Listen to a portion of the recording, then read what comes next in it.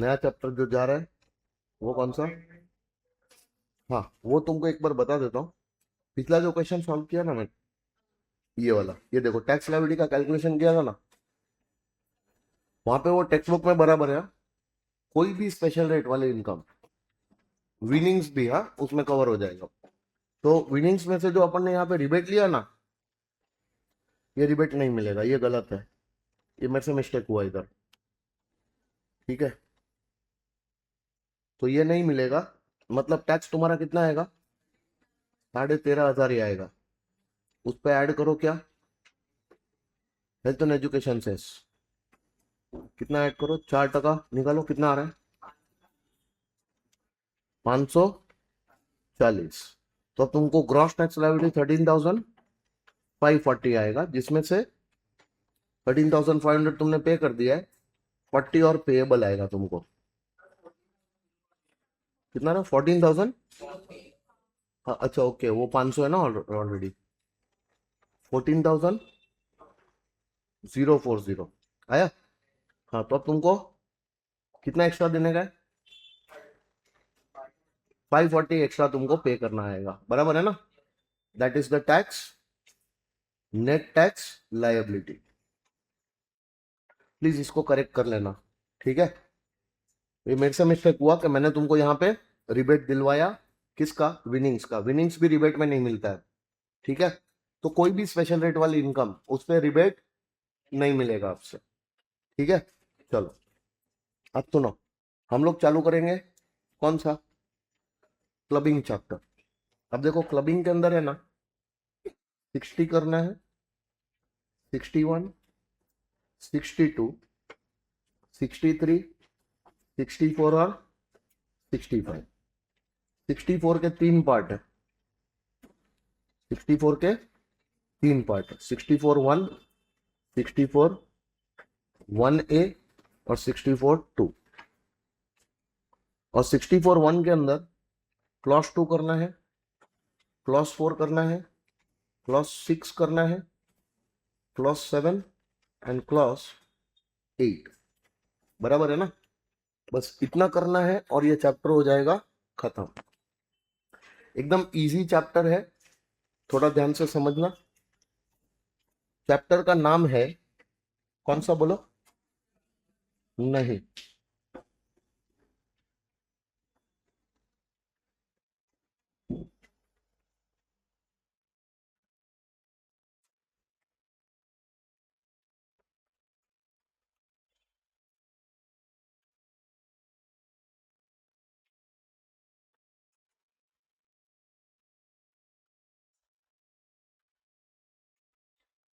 Actually नाम ये है चैप्टर का, लेकिन नाम देख रहे हो कितना बड़ा है, इसलिए इसको शॉर्ट में अपन क्या बुलाते हैं? Clubbing of incomes. मतलब क्लब करने का मतलब होता है ऐड कर देना। तो दूसरे पर्सन्स की इनकम असेसी की टोटल इनकम में इंक्लूड करवाई जाएगी। असेसी बोलता है साला मेरी टोटल इनकम में मैं मेरी इनकम डालने में घबराता हूं, तुम क्या करवा रहे हो? दूसरे पर्सन्स की इनकम इंक्लूड करवा रहे हो मेरी टोटल इनकम में। ये तो सही बात नहीं है ना? ऐसा होना चाहिए कि नहीं होना चाहिए? तुम्हारी टोटल इनकम का कैलकुलेशन हो रहा है तो उसमें तो तुम्हारी इनकम आनी चाहिए। बोलते नहीं नहीं, हम दूसरे पर्सन की भी इनकम तुम्हारी टोटल इनकम में क्या करवाएंगे? इंक्लूड करवाएंगे, यानी कि वो इनकम्स को लाके तुम्हारी टोटल इनकम में क्लब करेंगे। क्लब करेंगे मतलब ऐड करवाएंगे। ऐसा क्यों? कारण बताओ। तुमने तुम्हारी इनकम इसके नाम पे ट्रांसफर की थी। ये जो इनकम है ना, जो अभी दूसरा पर्सन कमा रहा है, वो एक्चुअली में उसकी इनकम थी, तो तेरी ही इनकम। लेकिन तूने वो तेरी इनकम इसके नाम पे क्या कर दी? शिफ्ट कर दी है, कुछ ना कुछ करके, ताकि तेरे को उस इनकम पे टैक्स ना पे करना पड़े। हाँ, तो उससे फर्क क्या पड़ा सर? मैं नहीं पे करूंगा तो वो तो कर ही देगा ना? नहीं, जिस रेट पे तुम करते वो रेट पे वो नहीं करेगा। May be basic exemption limit के अंदर ही कवर हो जाए। मान लो तुम ऑलरेडी हाई इनकम कमाने वाले एसएससी हो, मान लो तुम ऑलरेडी हाई इनकम कमाने वाले एसएससी हो, 10 लाख से ज्यादा की तुम्हारी टोटल इनकम जाती है, तो 10 लाख के ऊपर जितनी भी इनकम आएगी तुमको, वो सारी इनकम पे तुमको तो 30% टैक्स लगने वाला है। तो तुम चाहोगे ना कि तुम्हारी जो 10 लाख के ऊपर जो भी इनकम आ रही है वो तुम्हारे नाम पे ना आए, किसी और के नाम पे तुम्हारे पास आ जाए। सुनो सुनो, तुम्हारे पास तुम्हारे नाम पे भी आ सकती थी, या फिर किसी और के नाम पे तुम्हारे पास आ जाए, है तो अल्टीमेटली इनकम तुम्हारे पास ही आ रही है। समझ में आ रहा है? लेकिन अगर तुम्हारे नाम पे आती तो तुमको तुमको टोटल इनकम में दिखानी पड़ती, उसमें 30% टैक्स देना पड़ता। लेकिन अब हो वही रहा है, इनकम तुम्हारे ही पास आ रही है, लेकिन तुम्हारे नाम पे नहीं आके किसी और के नाम पे वो इनकम तुम ले रहे हो। That means income tax department को तुम चूना लगा रहे हो, ये कह के कि ये इनकम मेरी नहीं है, ये देखो देखो सामने वाला वो इनकम कमा रहा है, तो वो इनकम उसकी टोटल इनकम में जाए और वो इनकम पे वो सामने वाला टैक्स ना भरे, या फिर भरे भी तो बहुत कम, जितना मेरे को भरना पड़ा उतना ना भरे, उससे भी कम भरे, ताकि मेरा टैक्स बच जाए। क्योंकि अगर मैं इस इनकम पे टैक्स देने के लिए लायबल हो जाता हूं तो मेरे को तो साला 30% टैक्स देना पड़ जाएगा। फॉर एग्जाम्पल, तुमको 10 लाख रुपए की एक इनकम आने वाली है, तुम ऑलरेडी 10 लाख के ऊपर हो, है ना, तुम्हारी इनकम 20, 25, 30, 40 लाख रुपया कुछ भी हो सकती है, बराबर है ना, और अब तुमको एक्स्ट्रा 10 लाख रुपए की इनकम आ रही है। अब वो 10 लाख की इनकम तुम तुम्हारे नाम पे तुम्हारे पास लाओगे तो उस 10 लाख पे तुमको गवर्नमेंट को 30% यानी कि 3 लाख रुपए टैक्स देना पड़ेगा। लेकिन वही 10 लाख की इनकम अब तुमने तुम्हारे किसी जान पहचान वाले के नाम पे ले ली, बदले में थोड़ा बहुत कमीशन दे दिया, तो तुम्हारा वो पूरा 3 लाख रुपए टैक्स बचा। मेरा छोटा भाई है, कॉलेज जाता है ना, तो मैंने छोटे भाई के नाम पे एक बैंक अकाउंट ओपन करवा दिया। अब मेरे पास एक प्रॉपर्टी है जिसका भाड़ा आता है 10 लाख रुपया, वो भाड़ा मैंने टेनेंट को बोला मेरे अकाउंट में ना डाल के मेरे भाई के अकाउंट में क्रेडिट किया कर, तो 10 लाख का जो भी रेंट आ रहा है वो मेरे नाम पे आता, मेरे खाते में आता, तो मेरे को उस पर 30% टैक्स देना पड़ता, 3 लाख रुपया। लेकिन वही अब मैं क्या कर रहा हूँ, मेरे भाई के बैंक अकाउंट में क्रेडिट करवा दे रहा हूँ, ताकि सबको ऐसा लगे कि वो 10 लाख रुपया जो मेरे भाई के खाते में जा रहा है, भाई के नाम पे वो 10 लाख आ रहा है, वो मेरी नहीं उसकी इनकम है। तो भाई को पहले 2.5 लाख का बेसिक एग्जाम्पशन मिल जाएगा, फिर बाकी के 2.5 लाख पे 5% यानी कि 12,500, और बाकी के 5 लाख पे 20% मतलब 1 लाख, तो भाई उस पर कितना टैक्स भरेगा? 1,12,500। सरकार को टैक्स उस पर कितना मिलना चाहिए, उस इनकम पे टैक्स कितना मिलना चाहिए? अगर वो इनकम मैं मेरे पास मेरे नाम पे लाऊं, मेरी इनकम थी मेरे नाम पे लाऊं, तो मेरे को 30% यानी कि 3 लाख रुपए टैक्स देना पड़े। तो सरकार को 3 लाख रुपए टैक्स ना मिलकर कितना टैक्स मिल रहा है? खाली 1,12,500। तो सरकार को टोटल टैक्स 3 लाख का मिलना चाहिए था, लेकिन सरकार को उसी इनकम पे 1,12,500, मतलब सरकार को कितना कम टैक्स मिल रहा है? ऐसा खाली मैं इकलौता एक बंदा सरकार को चुना लगा रहा हूं, मेरे इकलौते एक बंदे की वजह से सरकार को 1,87,500 का टैक्स कम मिल रहा है। भारत की जनसंख्या कितनी है? 150 को भी क्रॉस कर गई है भाई। अब अराउंड 150 करोड़ की पॉपुलेशन है इंडिया की, और इस पॉपुलेशन में से अगर एक बंदा सरकार को 187,500 का चूना लगा सकता है, सोचो मेरे जैसे अगर 10,000 लोग भी खड़े हो गए पूरे इंडिया में, जो सरकार को 187,500 का ऑन एन एवरेज चूना लगाए, कर लो मल्टीप्लाई, 187,500 इंटू 10,000 लोग पूरे इंडिया में,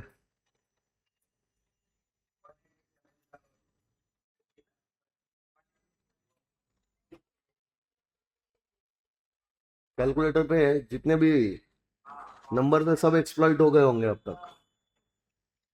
एक आधा नंबर आड़ा टेढ़ा दबा दो तो एरर दिखेगा। 187 187 करोड़ के आसपास सरकार का टैक्स रेवेन्यू लॉस हो रहा है। अगर 10,000 लोग भी पूरे 150 करोड़ में से ऐसा कर दे तो छोटा मोटा नुकसान है क्या ये? अगर ऐसी चीजों को एक आदमी के लिए नहीं रोका गया तो सब आदमी ऐसा करना चालू करेंगे। और सरकार को सोचो, ये तो खाली मैंने जस्ट तुमको एक एग्जांपल दिया, कोई 5 लाख बचाएगा, कोई 10 लाख बचाएगा, कोई 2 लाख रुपए टैक्स बचाएगा। ऑन एन एवरेज भी अगर कोई 187,500 बचाना चालू करे तो भी सरकार को 100-200 करोड़ का तो चुना ऐसे ही लग रहा है। तो बोला भाई ये तो गलत चीज है, कुछ तो करना पड़ेगा। लेके आ गए क्लबिंग के प्रोविजंस। जो इनकम मेरी थी, मेरी ही टोटल इनकम में आनी चाहिए। मेरे को बोला सर ये इनकम आपके भाई के नाम पे आ रही है, ये आपकी इनकम थी ना, ये इनकम अब हम आपके भाई के टोटल इनकम में नहीं, आपके टोटल इनकम में क्या करवाएंगे, इंक्लूड करवाएंगे, क्योंकि होनी तो यहीं पे चाहिए थी। तो अगर ये इनकम आपकी टोटल इनकम में आती तो हमको कितना टैक्स मिलता, 3 लाख। क्लब करवा के आपकी टोटल इनकम में लाएंगे ताकि हमको इस पे के टैक्स कितना मिले, 3 लाख। आप वो जो चूना लगाने की कोशिश कर रहे हो ना, वो चूना हमको ना लग पाए। समझे कि नहीं समझे? तो इंटेंशन क्या होता है हर एक बंदे का, कि इनकम तो मेरे पास आए यार, लेकिन मेरे को उस पर टैक्स ना देना पड़े। लोगों का ये जो इंटेंशन है, इसकी वजह से लोग क्या करते हैं, अलग अलग रास्ते अपनाते हैं टैक्स को अवॉइड करने के। इवेड नहीं, अवॉइड। ये टैक्स अवॉइडेंस टेक्निक है। यहाँ पे तुम टैक्स अपना क्या कर रहे हो, अवॉइड कर रहे हो। और कुछ ऐसे अवॉइड कर रहे हो कि किसी को ऐसा ना लगे कि तुम कोई गलत काम कर रहे हो, इलीगल काम कर रहे हो। इलीगल कहाँ कर रहा हूँ यार, मैं तो खाली मेरी इनकम शिफ्ट करवा दी। अब मैं कमाऊं कि मेरा भाई कमाए, बात तो सेम ही है। इनकम मेरे नाम पे है कि मेरे भाई के नाम पे है। और तुम्हारे इनकम टैक्स एक्ट में कहाँ ऐसा लिखा है कि ऐसा करना जुर्म है? मैं कोई जुर्म थोड़ी कर रहा हूँ, ऑफेंस थोड़ी कर रहा हूँ। ऑफेंस होता तो तुम्हारे लॉ में लिखा रहता कि ऐसा कोई ऑफेंस है। ऑफेंस नहीं लिखा है, मतलब मैं कोई कानून वानून को तोड़ के टैक्स इवेड नहीं कर रहा हूँ, टैक्स अवॉइड कर रहा हूँ। क्या कर रहा हूँ, मैं मेरा टैक्स बचाने की कोशिश कर रहा हूँ। तो भाई तुम्हारी ऐसी कोशिश की वजह से हमको तो चूना लग रहा है ना, इसलिए ये प्रोविजंस आए हैं किसके, क्लबिंग के। अब ये जो मैंने तुमको पहला जो एग्जांपल दिया मेरे भाई वाला, तुमको नहीं लग रहा है कि यहाँ पे इनकम मेरे को टैक्सेबल हो जानी चाहिए? तो इसको टैक्सेबल करने के लिए वो लोग ने क्या किया, सबसे पहला सेक्शन बनाया, सेक्शन 60। वो लोग क्या बोलते हैं कि अगर कोई भी पर्सन है, क्या बोला, वो किसी भी पर्सन को क्या करता है, इनकम ट्रांसफर करता है। लेकिन वो इनकम ट्रांसफर कर रहा है, वो इनकम जिस असेट से आ रही है, इनकम जिस असेट से, उस असेट को ट्रांसफर किए बिना उस असेट की इनकम ट्रांसफर कर दे रहा है। क्या मैंने मेरे भाई को मेरी प्रॉपर्टी ट्रांसफर कर दी थी? तो प्रॉपर्टी को ट्रांसफर किए बिना मैंने मेरी इनकम उसके नाम पे ट्रांसफर कर दी थी। इनकम ही ट्रांसफर की थी ना। मान लो मेरे पास डिबेंचर्स है किसी कंपनी के, और उस कंपनी को जाके मैंने इंस्ट्रक्शन दे दिया कि ये डिबेंचर का जितना भी इंटरेस्ट है वो आज से मेरे खाते में क्रेडिट ना करके मेरे पापा के खाते में क्रेडिट किया था। हो सकता है क्या? क्या मैंने डिबेंचर मेरे पापा को दे दिए कि डिबेंचर से होने वाली इनकम ही खाली ट्रांसफर करवाई है? तो तुमने अगर असेट दिए बिना, क्या बोला, उस असेट से होने वाली इनकम का अगर तुमने ट्रांसफर करवा दिया, तो जो भी इनकम ट्रांसफर की गई है, अब वो इनकम ट्रांसफर के हाथ में आएगी। अरे बोलो, वो इनकम उसकी थोड़ी थी, तुम्हारी थी। उस असेट की, जो असेट तुम्हारा है, तो तुम्हारे असेट की इनकम तुम्हारी होनी चाहिए ना, उसके नाम पे थोड़ी आनी चाहिए। लेकिन तुम तो उसको उसके नाम पे लेना चालू कर दिए। तो ये इनकम को हम तुम्हारे टोटल इनकम में क्या करवा देंगे, क्लब करवा देंगे। ऐसा सेक्शन 60 में लिखा है। तो सेक्शन 60 बोलता है कि अगर तुमने कोई भी इनकम क्या की, ट्रांसफर की, विदाउट ट्रांसफरिंग द असेट जिससे वो इनकम आ रही है, तो जितनी भी इनकम तुमने ट्रांसफर की है वो सारी इनकम ट्रांसफर ही की नहीं, ट्रांसफरर की, यानी कि तुम्हारी इनकम मान के तुमको तुम्हारी टोटल इनकम में इंक्लूड करनी पड़ेगी। ऐसा सेक्शन 60 बोलता है। तो पहले ये इनकम 10 लाख मेरे टोटल इनकम में आने वाली थी, मैंने शिफ्ट करवा दी थी, तो क्लबिंग करके वापस से मेरी टोटल इनकम में लाया जा रहा है, ताकि मेरे को उस पर कितना टैक्स देना पड़े, 30%, जो एनीवेज मेरे को भरना चाहिए था। समझ में आ रहा है? आगे बढ़ो। 60 खत्म हो गया। अब 60 से बचने के लिए तुम क्या करोगे, 60 से बचने के लिए तुम क्या करोगे? 60 नहीं लग जाए, इसके लिए तुम असेट ट्रांसफर कर दोगे ना। तो असेट ट्रांसफर कर दिया तो सेक्शन 60 का इम्प्लीकेशन ही नहीं आएगा। ये देख रहा है, ये सब तुमको पढ़ना है इस चैप्टर के अंदर, है ना। उसमें सबसे पहला मैंने सेक्शन 60 से 65 के क्लबिंग के प्रोविजंस क्यों आए हैं उसकी कहानी लिखी है यहाँ पे, जो मैंने तुमको ऑलरेडी एक्सप्लेन किया। ठीक है, घर पे बैठ के मस्त पढ़ने का, ये सब जो भी बताया है सब इधर इंग्लिश में लिखा होगा, बराबर है। सबसे पहला कौन सा सेक्शन है? Transfer of income without transfer of. तो ट्रांसफर और कोई भी पर्सन हो सकता है, उसने ट्रांसफर ही को यानी कि किसी भी पर्सन को अपनी इनकम का क्या किया, किसी भी असेट की इनकम का ट्रांसफर किया without transferring the ownership of that generating such. तो ट्रांसफर के पास वो जो इनकम असेट की आ रही है वो सारी इनकम ट्रांसफरर की इनकम मान के उसी को टैक्सेबल किया जाएगा, उसकी ट्रांसफरर की इनकम में क्लब कर दिया जाएगा। ऐसा कहां लिखा है? अब उसको समझने के लिए देखो, ये एक एग्जांपल पढ़ो।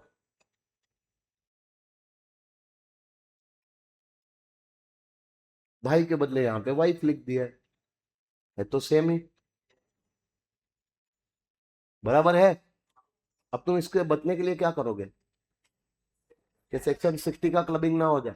तो सरकार को तो सारी, लॉ मेकर्स को तो सारी पॉसिबिलिटी लेके चलना पड़ेगा। तो बोलते हैं यार, अगर हमने सेक्शन 60 लगा दिया और ये क्लबिंग हो गया तो इस क्लबिंग से बचने के लिए एसएससी अपना असेट ट्रांसफर कर देगा।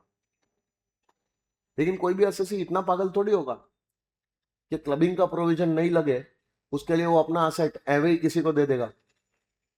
असेट कुछ इस तरीके से देगा कि असेट तो ट्रांसफर हो गया, क्लबिंग ना अट्रैक्ट हो जाए। असेट तो ट्रांसफर हो गया लेकिन कुछ ऐसे ट्रांसफर करेगा कि असेट पे अब भी उसका कंट्रोल बना रहे, यानी कि रिवोकेबल ट्रांसफर करेगा। क्या करेगा? ताकि असेट या असेट से होने वाली इनकम वो जब चाहे तब अपने कंट्रोल में ले पाए, या फिर असेट या उससे होने वाली इनकम इसी को रीट्रांसफर हो रही हो, कैसा ऐसा कुछ अरेंजमेंट करके वो असेट ट्रांसफर करेगा। तो पहले इरिवोकेबल ट्रांसफर का मतलब, कोई भी बंदा अपना असेट इरिवोकेबल ट्रांसफर नहीं कर देगा सेक्शन 60 से बचने के लिए। वो ट्रांसफर करेगा भी तो रिवोकेबल ट्रांसफर करेगा, यानी कि कुछ इस तरीके से अपना असेट ट्रांसफर करेगा कि असेट या उससे होने वाली इनकम उसी के कंट्रोल में रहे और सेक्शन 60 भी ना लग जाए। तो अब हम उसको धप्पा करेंगे किधर? 61 में। इधर आ रहे, तुमने तेरा असेट ट्रांसफर किया, ओ ऐसी कंडीशंस डाल के असेट ट्रांसफर किया है कि असेट या असेट से होने वाली इनकम तेरे को रीट्रांसफर हो जाए या फिर तेरे ही कंट्रोल में रहे। तो भाई ये ट्रांसफर तो रिवोकेबल ट्रांसफर हुआ, ये तो खाली दिखावा करने के लिए तू असेट ट्रांसफर कर रहा है कि सेक्शन 60 अट्रैक्ट ना हो जाए, क्लबिंग ना हो जाए। तो सेक्शन 60 तो तूने अवॉइड कर दिया, चिंता मत कर, हम तेरे को 61 में पकड़ लेंगे कि अगर तूने कोई भी असेट का क्या किया है और वो ट्रांसफर कौन सा है, तो इस रिवोकेबल ट्रांसफर के थ्रू जो असेट सामने वाले के पास जा रहा है उस असेट से सामने वाले को जो भी इनकम हुई ना वो भी हम तेरे को ही क्लब करेंगे। लेकिन अब 60 में नहीं कर पाएंगे, 61 में उसकी क्लबिंग कर देंगे। समझ में आ रहा है? अब रिवोकेबल ट्रांसफर का मतलब क्या होता है अभी तो बताया, सेक्शन 63 में उसका मीनिंग है। सेक्शन पढ़ो, क्या मीनिंग है कि ट्रांसफरर ने अगर अपना असेट क्या किया, ट्रांसफर किया किसको, तो ट्रांसफरी को ट्रांसफर किए हुए असेट को रिवोकेबल ट्रांसफर तब माना जाएगा अगर transfer contains any provision for retransfer directly or the whole or part of income or transferred asset back to the, मतलब जो भी असेट दिया जा रहा है वो असेट या उसकी इनकम डायरेक्टली या इनडायरेक्टली वापस से मेरे को रीट्रांसफर हो जाए, ऐसा बोल के अगर असेट ट्रांसफर किया गया तो वो रिवोकेबल ट्रांसफर है। या फिर रिवोकेबल ट्रांसफर तब माना जाएगा जब transfer gives in any way to the transferor right to reassume power directly or indirectly over the whole or part of any income, और या तो तुम ये कह के ट्रांसफर करो कि असेट या उससे होने वाली इनकम वापस से मेरे पास ही आएगी, ऐसा बोल के ट्रांसफर करो तो भी ये रिवोकेबल ट्रांसफर है। या फिर तुम ऐसा बोल के भी अगर ट्रांसफर करते हो कि मेरे पास राइट है, मेरे पास, कि जब चाहो तब असेट और उसकी इनकम को मेरे कंट्रोल में ले लो, ऐसा बोल के भी अगर तुमने असेट को ट्रांसफर किया तो भी वो ट्रांसफर क्या है? Revocable transfer. 60 से बचने के लिए है ना, लोग ट्रांसफर करेंगे भी तो ऐसा ही ट्रांसफर करेंगे। समझ में आ रहा है? कोई ऐसे पागलों के जैसे अपना असेट बांट के नहीं आ जाएगा किसी को, क्योंकि असेट है भाई, वैल्यूएबल आइटम होगी, जो तुमको इतनी सारी इनकम कमा के देने वाला असेट है, तुमको वही किसी को थोड़ी दे दोगे। ट्रांसफर करोगे भी तो तुम इस तरीके से करोगे, सेक्शन 60 से बचने के लिए। और अगर तुमने इस तरीके से ट्रांसफर किया तो इसको हम क्या बोलेंगे? Revocable transfer. क्या बोलेंगे? और ऐसे रिवोकेबल ट्रांसफर के थ्रू अगर तुमने किसी को असेट दिया और उस असेट से सामने वाले को क्या गई? इनकम, तो वो इनकम भी देखा जाए तो तेरी इनकम है ना, क्योंकि इनकम पे अब भी तो तेरा इंटरेस्ट है। इनकम पे अब भी तो तेरा ही, सॉरी, इनकम जिस असेट से आ रही है उस असेट पे भी तो अभी भी तेरा इंटरेस्ट है ना। अगर तेरे को इनकम से कोई लेना देना नहीं था, असेट से कोई लेना देना नहीं था, तो तू ट्रांसफर ऐसे करता ही नहीं। और अगर तूने ऐसे असेट ट्रांसफर किया है तो हम तो यही मान के चलेंगे कि सेक्शन 60 को अवॉइड करने के लिए ऐसे ट्रांसफर किया है। समझ में आ रहा है? तो ये ट्रांसफर भी हम ऐसे ट्रांसफर से होने वाला जो असेट गया है उससे भी होने वाली इनकम हम तेरे को ही लाके क्या करेंगे? क्लब करेंगे। ऐसा कहां पे लिखा है? 61। याद रहेगा? बोलो हाँ। नोट देखो, note, clubbing provisions of 61 shall be attracted even if the part of income from the transferred asset is applied for the benefit of the, once the transfer is, entire income of the transferred asset shall be liable for clubbing. मैंने asset है ना अक्षता को transfer कर दिया, ये कह के कि अक्षता, इसमें से ना असेट से 2 लाख रुपए की इनकम होगी। कितनी होगी? 10,000 तू रख लेना बेटा, बाकी का 190 मेरे को रीट्रांसफर कर देना, या फिर बाकी के 190 पे जब मैं चाहूं तब कंट्रोल ले सकता हूं। ऐसा बोल के मैंने असेट ट्रांसफर कर दिया। या फिर असेट जो भी गया है तेरे पास है ना, खाली दिखावा करने के लिए ये असेट मैं तेरे को ट्रांसफर कर रहा हूं कि किसी को पता ना चले कि ये असेट मेरा है। आज से सबको यही लगे कि ये असेट तेरा है, लेकिन जब मैं चाहूं तब ये असेट मेरे कंट्रोल में आ जाएगा। जब मैं चाहूं तब ये असेट से होने वाली इनकम मेरे कंट्रोल में आ जाएगी। या फिर कुछ टाइम के बाद ये असेट मेरे पास वापस आ जाएगा। कुछ टाइम के बाद ये असेट से होने वाली इनकम मेरे को ही आना चालू हो जाएगी। ऐसा बोल के अगर मैं अक्षता को असेट ट्रांसफर कर रहा हूं और ऐसे असेट से कितनी इनकम आ रही है? 2 लाख रुपया। 2 लाख में से 10,000 तो अक्षता ही रख रही है ना, तो मेरे पास कितनी इनकम आ रही है? तो क्लबिंग कितनी होगी? पूरी 2 लाख। भले ही ट्रांसफरी ने उस असेट की कोई इनकम अपने बेनिफिट के लिए यूज की हो,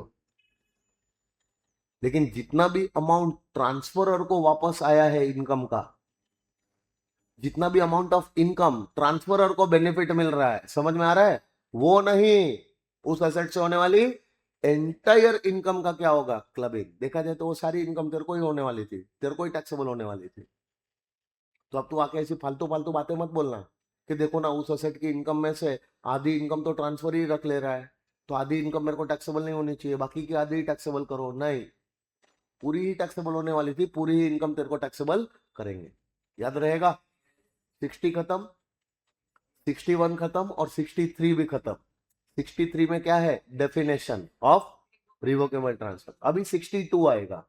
62 बोलता है एक्सेप्शंस टू सेक्शन 61। क्या बोला? एक्सेप्शंस का मतलब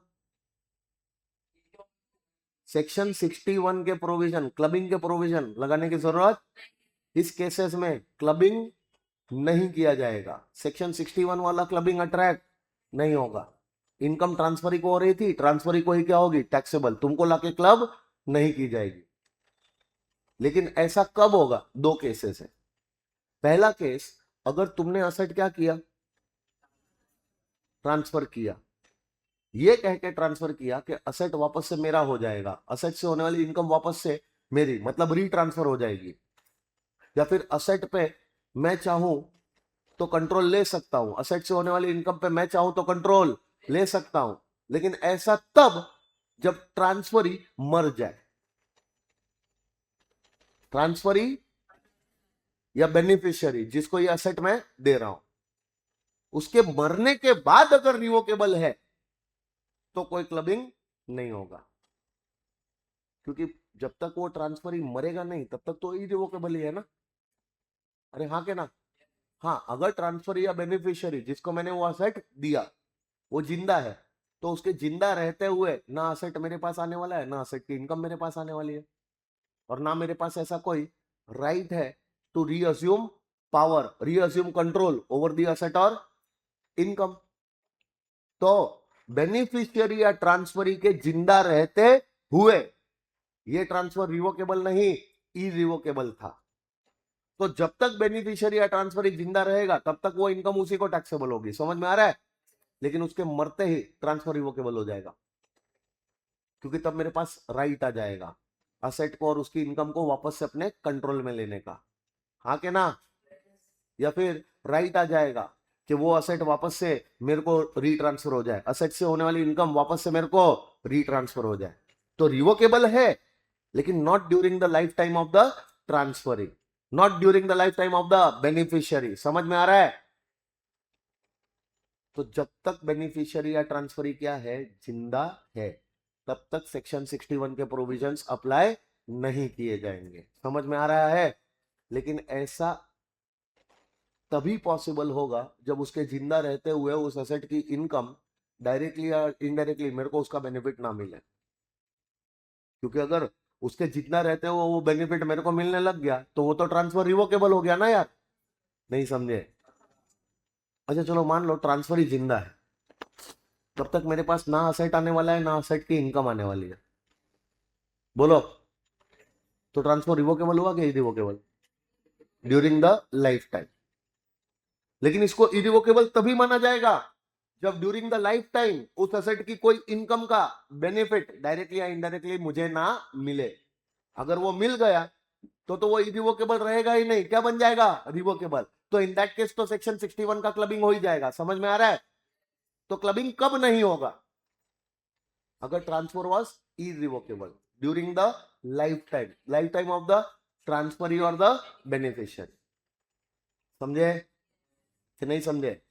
अब जैसे ही ट्रांसफरी मरा, बेनिफिशियरी मरा, मेरे पास राइट आ जाएगा कि इस असेट को और उसकी इनकम को वापस से मेरे कंट्रोल में लूं, या ये असेट वापस से मेरे को रीट्रांसफर हो जाएगा, ऐसा राइट आ जाएगा। लेकिन उसके मरने पे, अब भले ही ये राइट मैंने एक्सरसाइज किया या ना किया, भले ही इनकम को या असेट को मेरे कंट्रोल में लिया या ना लिया, अब से इस असेट की इनकम मेरे को ही क्या होगी? टैक्सेबल, लेकिन not during the life time. समझ में आ रहा है? बोलो। यही इंग्लिश में इधर लिखा हुआ है, पढ़ो ये पूरा पढ़ लो कि ट्रांसफरर ने अपना असेट ट्रांसफर किया, किसको? ट्रांसफर या बेनिफिशियरी को। तो इस असेट से होने वाली इनकम आके क्लब नहीं करनी है, provided the transferor does not derive any direct or indirect benefit from such income during the life time of the beneficiary. क्योंकि इस लाइफ टाइम में इसको क्या माना? Irrevocable.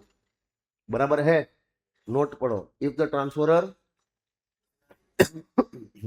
derives any direct or from such during the lifetime of the transfer, yeah, then such income shall be liable to be clubbed in his total income even if the transfer was not revocable.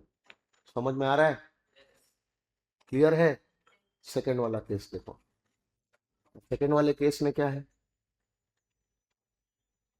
तुमने तुम्हारा asset transferee को transfer किया, लेकिन ये transfer तुमने किया था before 1 अप्रैल 1960। अच्छा, अगर असेसमेंट ईयर के पॉइंट ऑफ व्यू से देखेंगे तो 62 63 was the first assessment year income tax act का। मतलब प्रीवियस ईयर कौन सा होना? पहला प्रीवियस ईयर कौन सा था? हाँ, तो अगर प्रीवियस ईयर के पॉइंट ऑफ व्यू से देखोगे तो ये डेट क्या देखनी है? 1 अप्रैल 61 देखनी है। लेकिन अगर असेसमेंट ईयर के पॉइंट ऑफ व्यू से देखोगे तो ये जो डेट यहाँ पे लिखी है, it is written with point of view of, लेकिन तुम असेसमेंट ईयर को भूल जाओ, प्रीवियस ईयर को याद रखो। बराबर है? प्रीवियस ईयर, सबसे पहला प्रीवियस ईयर कौन सा था इस इनकम टैक्स एक्ट का? 61 62 था, आया ना? 61 62 या उसके बाद कोई भी ट्रांसफर रिवोकेबल माना जाएगा अगर वो ट्रांसफर ये कह के किया गया है कि इतने टाइम के बाद असेट वापस से मेरा हो जाएगा या असेट से होने वाली इनकम मेरी हो जाएगी। तुमने कितना भी टाइम बोला हो, अब वो टाइम 2 साल भी हो सकता है, 4 साल भी हो सकता है, 6 साल भी हो सकता है, 100 साल भी हो सकता है। तुमने अगर कोई टाइम फ्रेम नक्की कर दिया कि भाई इतने टाइम के बाद असेट या असेट से होने वाली इनकम वापस से मेरे को रीट्रांसफर हो जाएगी, ऐसा बोल के तुमने असेट को ट्रांसफर किया, तो वो ट्रांसफर क्या है? रिवोकेबल है under the income tax act 1961। लेकिन जब ये इनकम टैक्स एक्ट एप्लीकेबल नहीं होता था, तो पुराना इनकम टैक्स एक्ट 1922 वाला वो एप्लीकेबल होता था। और तुमने ट्रांसफर आज नहीं, 1 अप्रैल 1961 या उसके बाद नहीं, उसके पहले ट्रांसफर किया था, ये कह के कि असेट या उससे होने वाली इनकम वापस से मेरे को रीट्रांसफर हो जाएगी, लेकिन पीरियड था 6 साल या उससे ज्यादा। तो एज पर ओल्ड लॉ ऐसे ट्रांसफर को रिवोकेबल नहीं, इरिवोकेबल माना जाता था। कि तुम ये कह के अगर असेट को ट्रांसफर कर रहे हो कि असेट या उससे होने वाली इनकम वापस से मेरे को रीट्रांसफर हो जाएगी, लेकिन कितने पीरियड के बाद? 6 साल या उससे ज्यादा पीरियड के बाद, तो ऐसे ट्रांसफर को हम क्या मानेंगे? इरिवोकेबल। ऐसा पुराने लॉ में लिखा था, समझ में आ रहा है? लेकिन नए लॉ में क्या लिखा है? 1961 वाला जो अभी कानून तुम पढ़ रहे हो, इनकम टैक्स एक्ट 1961 अगर तुम पढ़ रहे हो, तो यहां पे बोला तुम कितना भी पीरियड डाल लो भाई, 2 साल डालो, 4 साल डालो, 6 साल डालो, 10 साल डालो, कितना भी पीरियड तुमने बोला हो, अगर तुमने ऐसा कह के असेट ट्रांसफर किया है कि असेट कुछ समय के बाद वापस से तुमको रीट्रांसफर, अब वो कुछ समय कितना भी समय हो सकता है, वो ट्रांसफर को हम रिवोकेबल ही मानेंगे, उसको हम इरिवोकेबल, भले ही वो पीरियड 6 साल से ज्यादा का क्यों ना हो। लेकिन ऐसा पहले नहीं होता था। पहले क्या होता था? जल्दी बोलो, पहले क्या होता था? कि अगर कोई भी असेट 1 अप्रैल 61 के पहले ट्रांसफर होता था, 1 अप्रैल 61 के पहले ये कह के ट्रांसफर किया जाता था कि ये असेट या उससे होने वाली इनकम वापस से मेरे को रीट्रांसफर हो जाएगी, लेकिन 6 साल या उसके बाद। समझ में आ रहा है? तो ऐसे ट्रांसफर को इरिवोकेबल माना जाता था, और ऐसे ट्रांसफर से होने वाली इनकम का क्लबिंग नहीं किया जाता था। तो हो सकता है कि तुमने असेट अभी नहीं, 1 अप्रैल 1961 के पहले ट्रांसफर किया हो सकता है ना? कि तुमने असेट कब ट्रांसफर किया था? मान लो प्रीवियस ईयर 56-57 में ट्रांसफर किया था, यानी कि 1 अप्रैल 2000, सॉरी 1 अप्रैल 1961 के पहले ट्रांसफर किया था। और तब तुमने ट्रांसफर किया था ट्रांसफर ऑफ असेट, ये कह के किया था कि ये असेट तुमको रीट्रांसफर हो जाएगा, ये असेट तुमको इन प्रीवियस ईयर 25-26 तब ट्रांसफर किया था, ये कह के कि फ्यूचर में ये एसेट वापस से मेरा हो जाएगा। फ्यूचर में कब? तो तब से लेकर 25-26 तक का टाइम देखो कितना है, 6 साल से तो ज्यादा ही है ना। हाँ, तब ये ट्रांसफर रिवोकेबल नहीं, इरिवोकेबल माना जाता था। तब से लेकर 24-25 तक की इनकम, क्या बोला? तब से लेकर 24-25 तक की इनकम, उसका कोई क्लबिंग नहीं होगा। नहीं समझे?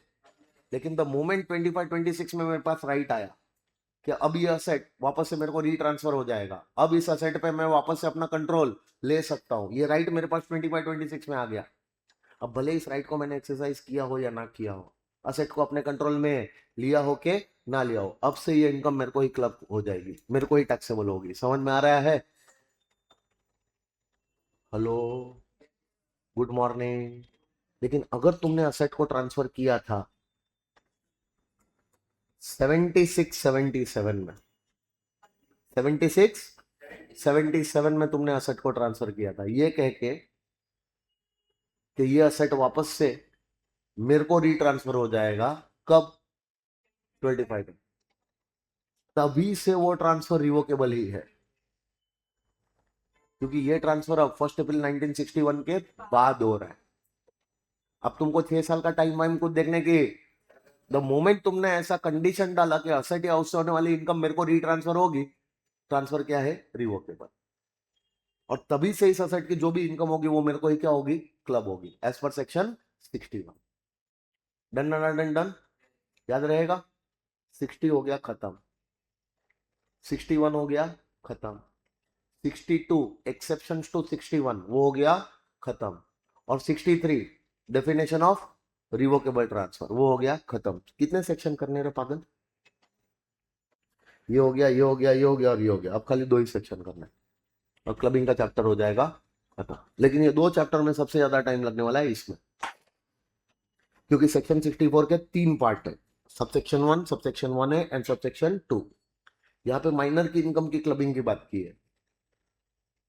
यहाँ पे तुम्हारे एचयूएफ को इनकम हो रही है, वो इनकम तुमको लाके क्लब की जाएगी, वो बात हो रही है। अब यहाँ पे तुम्हारे दूसरे किसी रिलेटिव्स को इनकम हो रही है। रिलेटिव्स मतलब कौन? ओनली स्पाउस या सन्स वाइफ। क्या बोला? अब तुमने 60 और 61 के प्रोविजंस देखे थे ना, ये एप्लीकेबल सब पर्सन्स को होते हैं। इसीलिए देखो मैंने यहाँ पे क्या लिखा, यहाँ पे क्या लिखा है? Any person, transferor can be any person, transferor can be any person, लिखा है ना यहाँ पे, दिख रहा है? Transferor can be any person, transferee can be. लेकिन अब जो प्रोविजंस तुम पढ़ने जा रहे हो वो प्रोविजंस 64 सबसेक्शन 1 के अंदर है, समझ में आ रहा है? और ये प्रोविजंस खाली इंडिविजुअल्स के लिए बनाए गए, खाली। तो क्या तुम एक इंडिविजुअल हो? तुम्हारे स्पाउस को कोई इनकम हो रही है? स्पाउस की बात करेंगे क्योंकि भाई बहन लड़ते झगड़ते हैं, अलग हो जाते हैं। अरे हाँ या ना? माता पिता से झगड़ा झंझट हो गया तो बच्चे माता पिता से भी दूर हो जाते हैं। चाचा चाची दादा दादी तो छोड़ ही दो, वो तो दूर हो गए। आजकल तो लोग अपने सगे माँ बाप या सगे भाई बहन को भी उतनी तवज्जो नहीं देते, और जो एक तवज्जो देने वाला रिलेशन है वो खाली स्पाउस का ही है, जो आज की डेट में वैसा नहीं रहा है। आज तो वो भी नहीं है, आज तो वो भी झगड़ा करके अलग हो जाते हैं। लेकिन फिर भी एक थोड़ी परमानेंसी इस रिलेशनशिप में है कि तुम दोनों साथ में रह रहे हो। जब तक तलाक वलाक नहीं हुआ है तब तक तो साथ में ही होना यार, नहीं समझे? तो ऐसा नहीं हो सकता कि तुम तुम्हारी इनकम तुम्हारे घर पे लाने के लिए पापा मम्मी को ट्रांसफर नहीं करवाओगे, क्योंकि हो सकता है तुम उससे अलग हो जाते हो। भाई बहन को ट्रांसफर नहीं करवाते हो क्योंकि आजकल भाई बहन भी चीटिंग वीटिंग कर लेते हैं अपने साथ, समझ में आ रहा है? लेकिन जो स्पाउस तुम्हारे साथ रह रहा है उसको तो तुम तुम्हारी इनकम ट्रांसफर करवा ही सकते हो ना। क्यों? इनकम तेरे घर पे तेरे नाम पे आए या तेरे घर पे तेरे स्पाउस के नाम पे आए, है तो सेम ही ना, क्योंकि तुम और तुम्हारा स्पाउस तो बने ही एक दूसरे के लिए हो, साथ में ही रह रहे हो, समझ में आ रहा है? तो इस प्रकार से जो इनकम ट्रांसफर करवाई जाती है ना, यूजुअली ऐसी इनकम लोग ट्रांसफर करवाते हैं अपने स्पाउस के नाम पे, समझे? तो क्या तुम एक इंडिविजुअल हो? हाँ बोलो, हो ना इंडिविजुअल। और तुमको किसी कंसर्न से, बिजनेस कंसर्न से तुमको इनकम आने वाली है। वो इनकम तुम उस बिजनेस कंसर्न से ले लोगे तो तुमको उस इनकम पे 30% टैक्स देना पड़ जाएगा, क्योंकि तुम तो ऑलरेडी ज्यादा इनकम कमाने वाले एसएससी हो। समझ में आ रहा है मैं क्या बात कर रहा हूं? तो वो इनकम तुमने तुम्हारे नाम पे ना लेके उस कंसर्न में अपना इन्फ्लुएंस लगाया, लगा सकते हो। अगर तुम्हारा उस कंसर्न के अंदर 20% या उससे ज्यादा प्रॉफिट शेयरिंग है, या फिर अगर वो कंसर्न कोई कंपनी है तो तुम्हारा उस कंपनी के अंदर 20% या उससे ज्यादा वोटिंग राइट्स है, मतलब 20% या उससे ज्यादा वोटिंग राइट्स, इसका मतलब you can influence the decisions. तुम्हारी कही हुई बातें वो कंसर्न मानेगी। तुम्हारा उतना कंट्रोल तो है कि तुम कहोगे और तुम्हारी बात मानी जाएगी। तो तुम्हारा सब्सटेंशियल इंटरेस्ट उस कंसर्न में होना जरूरी है, तो ही तुम ऐसा काम कर सकते हो। समझ में आ रहा है? तो तुम एक इंडिविजुअल हो, कौन हो? तुम्हारा किसी कंसर्न में, बिजनेस कंसर्न में तुम्हारा सब्सटेंशियल इंटरेस्ट है। सब्सटेंशियल इंटरेस्ट होना इसलिए जरूरी है क्योंकि तुम उस कंसर्न के डिसीजन को क्या कर पाओ, इन्फ्लुएंस कर पाओ। तुम जैसी बात बोलो वैसी बात वो कंसर्न माननी चाहिए। अब उस कंसर्न से तुमको क्या आने वाली है, कुछ इनकम आने वाली है। अब वो इनकम उस कंसर्न से अगर तुम तुम्हारे नाम पे लेना चालू करो तो उसमें तो तुमको 30% टैक्स लगेगा ही ना। तो तुमने उस कंसर्न पे अपना इन्फ्लुएंस लगाया और कंसर्न को बोला ये इनकम मेरे को ना देके मेरे स्पाउस को रेम्यूनरेशन, कमीशन, बोनस, सैलरी ऐसा बोल के दे दे, तो तुम्हारी कही हुई बात को ये कंसर्न टालेगी? क्यों? 20% या उससे ज्यादा इंटरेस्ट है तुम्हारा, अरे हाँ के ना? यानी कि तुम्हारा बात माना जाएगा, तुम्हारी बात मानी जाएगी, और ये कंसर्न तुमको दिया जाने वाला इनकम तुम्हारे स्पाउस को सैलरी, रेम्यूनरेशन, कमीशन ऐसे नाम पे दे देगी। तो ये इनकम तेरे घर पे तेरे नाम पे आने वाली थी, अब भी तेरे घर पे ही आएगी, लेकिन तेरे स्पाउस के नाम पे। तूने अच्छा चुना लगाया रे हमको, लेकिन तेरे को क्या लगा हमको पता नहीं चलेगा? धप्पा, हमको पता चल गया कि तूने ये तेरी ही इनकम तेरे स्पाउस के नाम पे क्या करवा दी है, ट्रांसफर। तो जो भी इनकम उस कंसर्न से तेरे स्पाउस को मिल रही है, क्या बोला? जो भी इनकम उस कंसर्न से तेरे स्पाउस को मिल रही है, सैलरी बोल के, रेम्यूनरेशन वगैरह बोल के, समझ में आ रहा है? वो इनकम हम तेरे स्पाउस की इनकम नहीं, तेरी ही इनकम मानेंगे और तेरी टोटल इनकम मिला के क्या करेंगे, क्लब करवाएंगे। ऐसा 64(1)(2) में लिखा है। लेकिन ऐसा हम तभी करेंगे जब स्पाउस को वो इनकम दी जा रही हो बिना किसी प्रोफेशनल या टेक्निकल क्वालिफिकेशन, नॉलेज, एक्सपीरियंस के। हाँ, तेरे स्पाउस के पास वो इनकम कमाने की सारी लायकाती थी, और उस इनकम, उस लायकाती की वजह से अगर तेरे स्पाउस को ये इनकम हो रही है तो हम उसको क्लबिंग नहीं करेंगे। लेकिन तेरे स्पाउस को उस इनकम को कमाने के लिए जो प्रोफेशनल या technical skills, qualification, knowledge, experience चाहिए, उसके बिना अगर तेरे स्पाउस को ये इनकम दी जा रही है तो भाई कंफर्म है कि तू ये इनकम, तेरी इनकम ही तेरे स्पाउस को क्या करवा रहा है, ट्रांसफर करवा रहा है। जबकि ये इनकम को कमाने के लिए जो प्रोफेशनल या टेक्निकल क्या क्वालिफिकेशन, नॉलेज, एक्सपीरियंस होना चाहिए, वो तेरे स्पाउस के पास है ही नहीं। तो बिना इसके ये कंसर्न तेरे स्पाउस को रेम्यूनरेशन कैसे दे सकती है? जिस रेम्यूनरेशन को कमाने के लिए जो प्रोफेशनल या टेक्निकल क्वालिफिकेशन, एक्सपीरियंस, नॉलेज चाहिए, उसके बिना तेरे स्पाउस को ये इनकम कैसे दी जा रही है? जवाब दे हमें। तेरे पास कोई जवाब नहीं होगा। क्यों? क्योंकि तू ही तो तेरी इनकम इस तरीके से शिफ्ट करवा रहा होगा। मान लो मैंने और भविष्य ने एक पार्टनरशिप फॉर्म ओपन की, वो भी सी है, मैं भी सी है, हम दोनों का 50-50% शेयर है, 50% प्रॉफिट शेयरिंग उसका, 50% प्रॉफिट शेयरिंग मेरा। अब हमारी हमारी दोनों की एक कंसर्न है, कंसर्न मतलब हमारी पार्टनरशिप फॉर्म सीए की फॉर्म है हमारी, है ना? सीए की फॉर्म का नाम है UB and associates. UB and associates में भविष्य भी क्या है, पार्टनर है, और उमंग सर भी क्या है, पार्टनर है। अब ये यूबी एंड एसोसिएट्स है ना, भविष्य को कुछ सैलरी मिलने वाली थी या फिर उमंग सर को कुछ सैलरी मिलने वाली थी? अब भविष्य भी ज्यादा पैसा कमा रहा है, उमंग सर भी ऑलरेडी ज्यादा पैसा कमा रहे हैं, मतलब दोनों 30-30% स्लैब में कवर हो रहे हैं। तो भविष्य तो यही चाहेगा ना कि अब जो इनकम आ रही है, उमंग सर तो यही चाहेंगे ना कि अब जो इनकम आ रही है एटलीस्ट इस फॉर्म से आने वाली इनकम मेरे नाम पे ना आए, लेकिन मेरे घर पे आ जाए। तो हम दोनों ने मिलके हमारी वाइफ्स को झूठ मूठ, किसी को पता भी ना चले, वैसे फॉर्म में क्या दिलवा दी, जॉब दिलवा दी। भविष्य की वाइफ, उसको वहां पे अकाउंटेंट बना दिया, और मेरी वाइफ को भी वहां पे अकाउंटेंट बना दिया।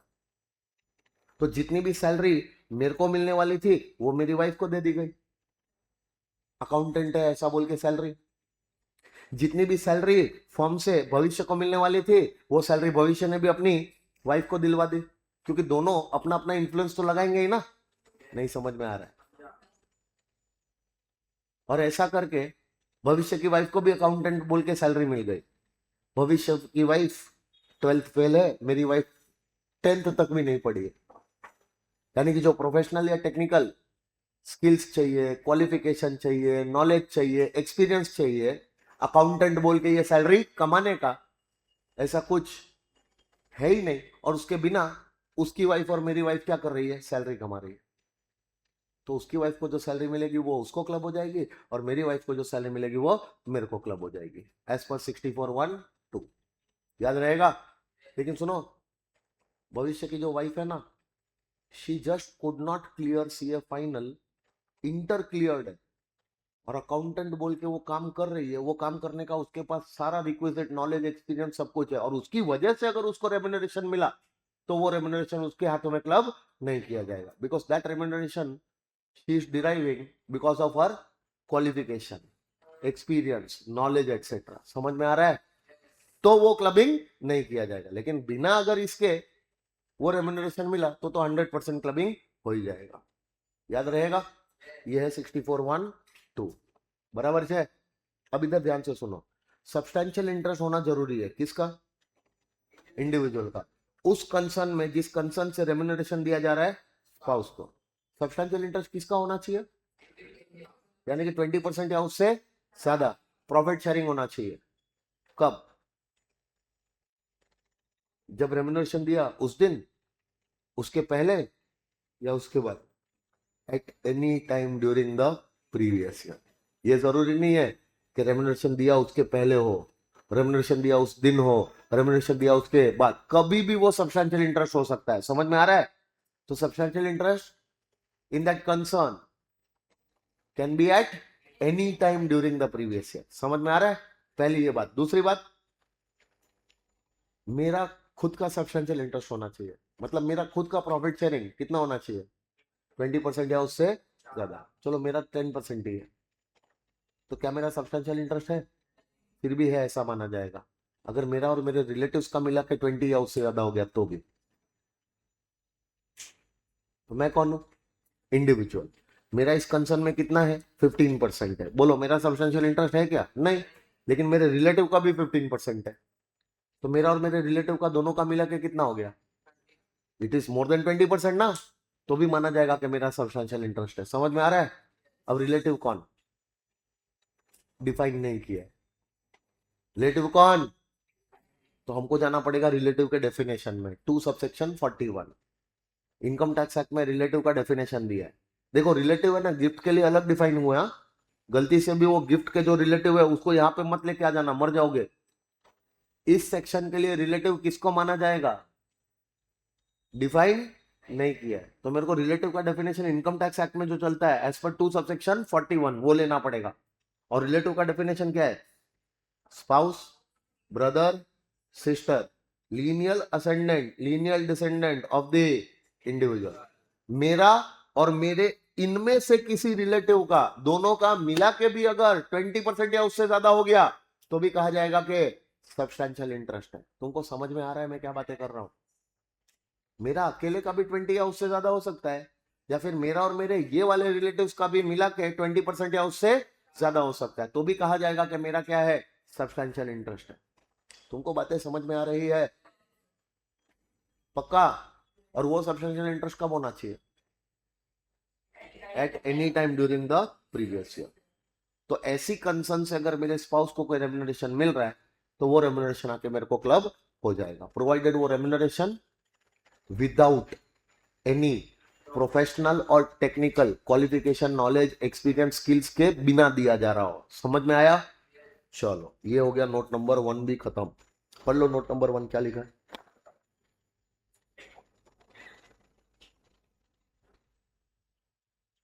भविष्य की वाइफ सीए इंटर क्लियर्ड है, अकाउंटिंग, टैक्सेशन, सारे काम का नॉलेज है, एक्सपीरियंस भी है, ऐसा उसने आर्टिकलशिप में सारा काम वाम किया भी है, और ऐसा ही काम वो अपनी फॉर्म में भी कर रही है।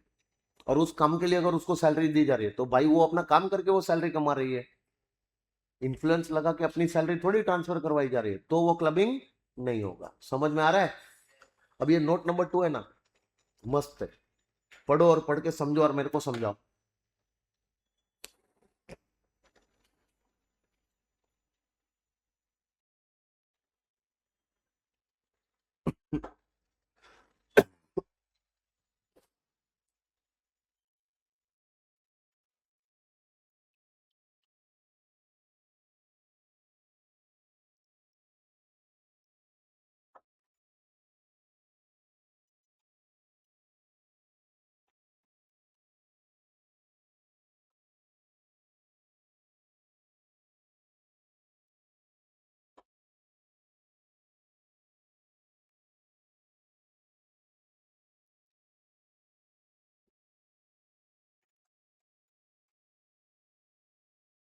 समझे कुछ? क्या समझे? चलो जिया बता मेरे को।